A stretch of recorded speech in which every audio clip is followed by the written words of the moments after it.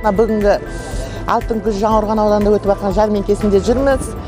Біздің өзіміздің қалауымызбен мына халықтың көңілінен шығып жатқан бағамен қысқа керекті азық-түліктерімізді алдық.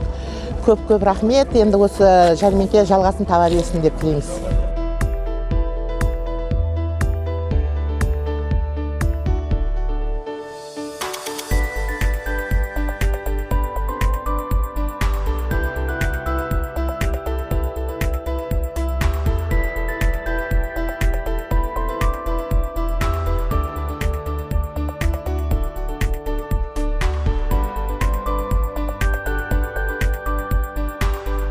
Бүгін Жаңақорған ауданында күшті жәрмеңке болып жатыр. Жәрмеңкеде бағалардың бары өте менің ойымдағыдай, халықтың ойындағыдай.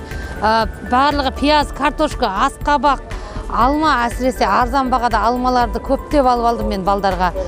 Барлығы арзан, жақсы болып жатыр. Бірақ балық шамал-шамал бірақ жерде бар екен, аздау ке балыққа жетпей қалдық.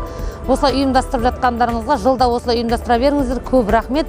Алғыс айтамыз, тағы да күзге дейін осындай жәрмеңкелерді күтеміз. Өйткені біз көп балалы аналар осындай нелерді, дақылдарды көптеп қыста алып қоямыз үйге. Алла разы болсын. Рахмет.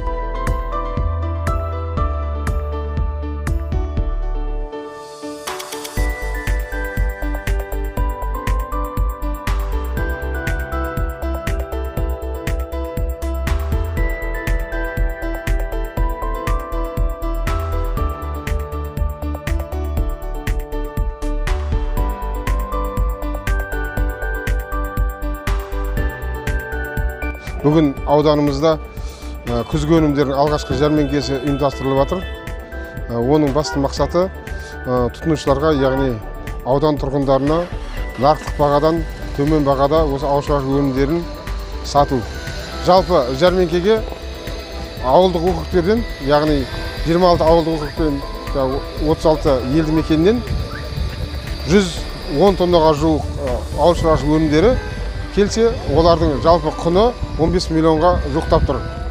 Бұл әрине осы біздің Жаңақорған ауданының тұтынушыларына деген үлкен шара болып тұр.